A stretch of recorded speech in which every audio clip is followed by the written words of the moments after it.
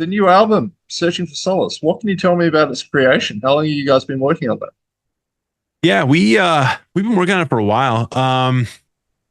We This is the first record we've done with multiple different producers. So we've had a lot of different songwriting sessions with people, and some stuff we used, some stuff we didn't, and it was important for us because the last record, the self-titled one we released in 2020, was our first foray back into music again after our accident, and we weren't sure exactly what we were capable of and what we were going to be able to do, and so it kind of was more like a lateral move with our last record, the record before that, Dear Youth. So it was kind of like the more updated version of that record, and then this one was one where we tried to step it up a little bit because we know how quickly things could have changed and how we almost never got a chance to do this again. So if we didn't come in and give this 110%, then it would have been just selling ourselves short. So we really had to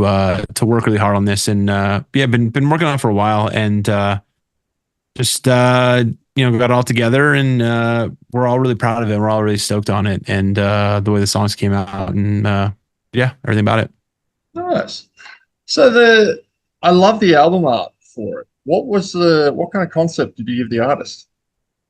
So, Searching for Solace, we came up with that title because I think a lot of people fixate on the end goal. They fixate on what the destination is, and they don't realize that it's never a linear path. You never walk a straight line to one place. There's always peaks and there's always valleys. There's always ups and downs. There's a yin and yang. There's a back and forth, a push and pull on everything you do in life, no matter what it is, whether it's a relationship or a career, or even just navigating music. Like there's so much contrast in things. And I think a big thing for us was the mental aspect of it, because there's a lot of hurdles that you go through that people don't experience, that don't understand, because they don't live inside your brain. They don't know what kind of stuff goes on. And we wanted to really showcase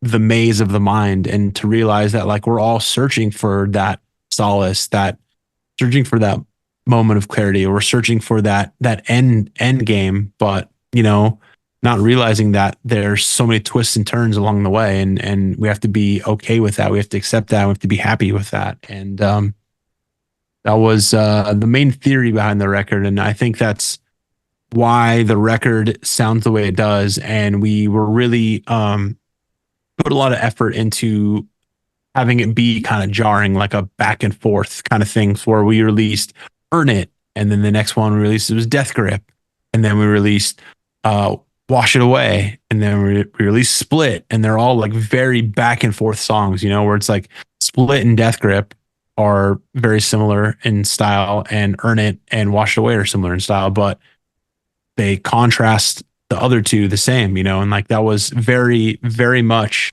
intended to be like that. Yeah. Uh, the Ghost Inside first came into being in the late 2000s when metalcore seemed to be really taking off. How have you seen that genre evolve? Yeah, we've been very fortunate to be a be like credited as one of the early bands to do the like melodic hardcore kind of style.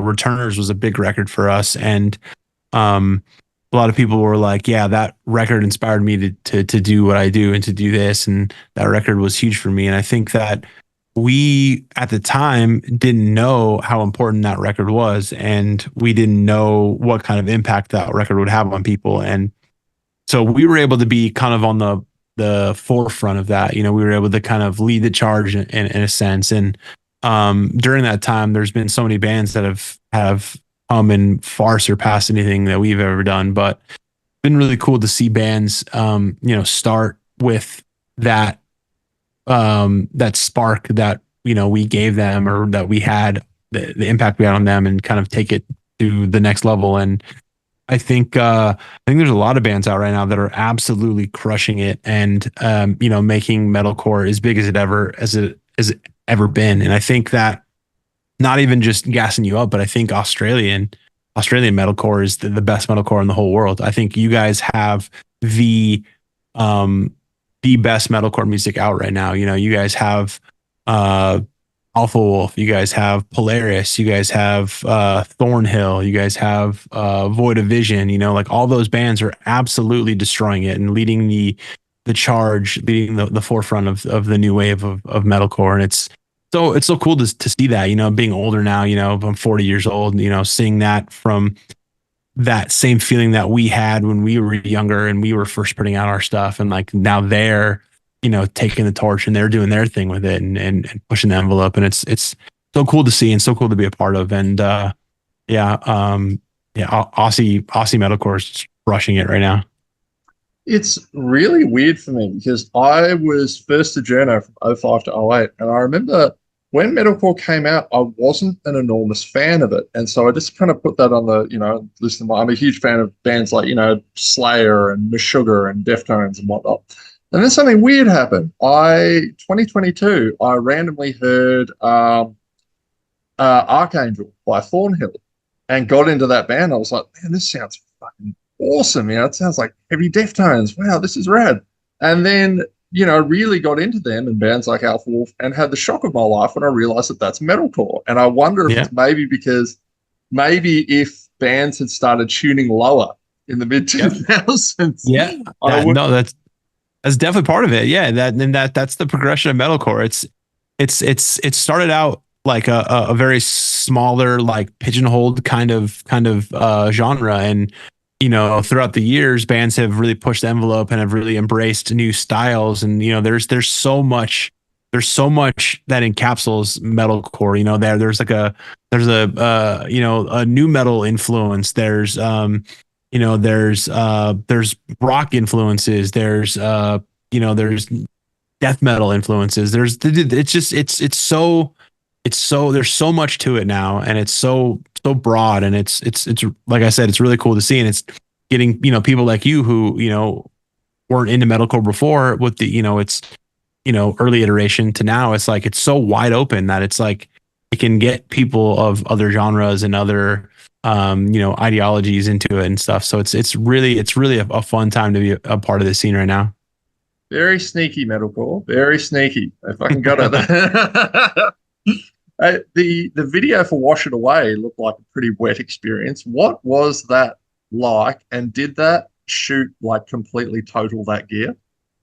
Yeah, so we shot that video with a studio out here in Las Vegas called Black Box Studios, and they wanted to do all practical effects. They wanted to do all real effects, nothing digital. So all of that is real. We really had a rain machine, got rained on, went out to a lake, did a bunch of underwater stuff. We, blacked out the bottom of a pool, and we did, stuff in a pool. And it's all real. I had horrible bronchitis. I was sick as a dog and really dreading having to do all that stuff. And it was freezing cold. I wore a wetsuit under my clothes. So it was just, personally, it was a miserable experience because I was so sick. But the end product came out really well, came out really sick. And all that stuff's real. It was cool. And our equipment endorsements gave us kind of, not kind of, they still work. They were kind of like junk guitars. There were like cosmetic effects, or there were defects, or there were things wrong with the drum kit, and it was not sellable like to the public, and it was not usable to like to play live stuff. So it was kind of like junk equipment that it didn't matter if it got rained on, because we were very fortunate that all the companies hooked us up with stuff to just crash, basically, like never be used again. Hey, I remember reading about your drummer in his recovery, and that there was this amazing video. I think he was using a golf putter for his leg at one point. And so I all of a sudden went, oh shit, that was you guys. And like, Yeah. what did that experience teach you about life, and what did it teach you about the band? Well, we've always been a band that has the a very positive and uplifting message, because I always told myself that if I was ever in a position to be able to reach and talk to a lot of people, that I wanted to have something of a positive impact on people, and I wanted to do things for the better. And we've always had this kind of like never say die, never give up, keep pushing attitude. But then, like we're musicians touring the world playing music for a living. Like how tough could life really be? How we have a big line that says life swinging hard, but I'm swinging harder. And we all believed in that kind of stuff, and we all really, really stood behind it. But then, we didn't really have to experience it until it was in the recovery of the accident, where we were like, our drummer who plays drums lost his leg. I'm the Mm. singer.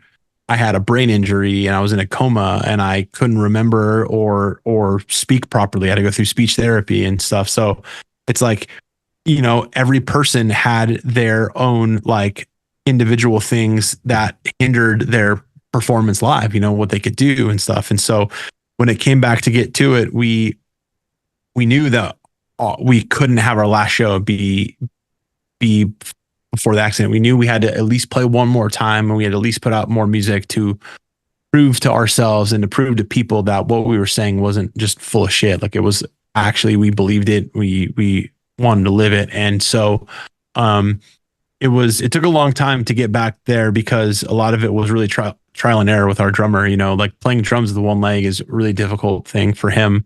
And his dad actually engineered a bunch of devices where, instead of, he was trying to play with the prosthetic, like the golf putter and like all that kind of stuff, like connected to his leg, and like having that be, whatever. And then his dad was like, what if instead of like making his prosthetic foot go down to the pedal, what if we just brought the pedal up Mm. under his, like the thigh and the stuff that he does have? Like, what if he was able to play like the kick drum up here as opposed to like down here, And so he engineered a thing, and, it was a constant work in progress. And it got to a point where our drummer was like, hey, I think I can play live, and we had to get drum triggers, because no matter what he did, his left foot, because it's a real foot, was able to hit harder than his his right leg, where he doesn't have a leg, So Mm.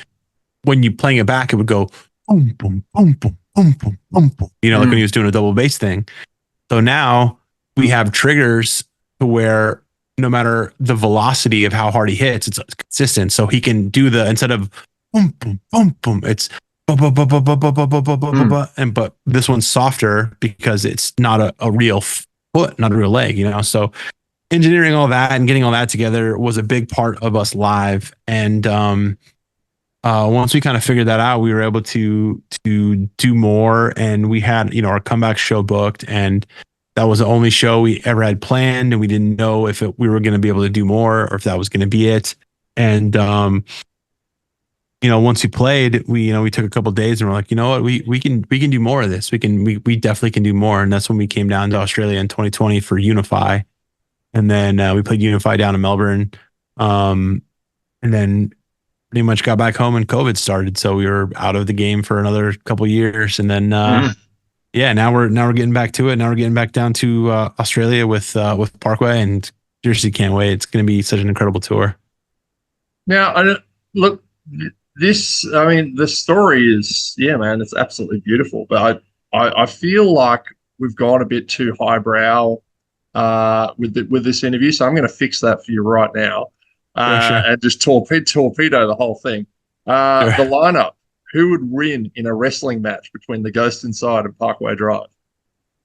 Parkway Drive, no contest.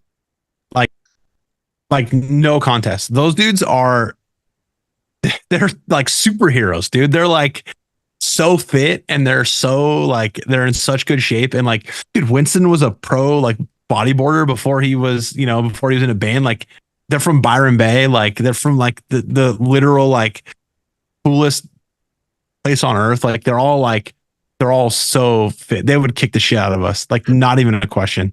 Not a question. I love it. I keep getting told, maybe it's certain angles, maybe it's my nose or something. People keep saying that I look like Winston. And Yeah, I I'm can see like, that. yeah, I I'm can see like, that for sure. fair enough. He's I a good looking bloke. That's a I'll compliment. take it. I'll take it. Don't get me wrong. I am blown away by, it's not that it's undeserved, but I'm just blown away at how quickly the trajectory of their career went. I remember seeing them in, I think it was 2006 or something in Tasmania in a pub with like 100 other people. They were touring Killing with a Smile. Now, the next time I see them was at Knotfest last year with the most amount of pyro this side of Ramstein. I'm like, what?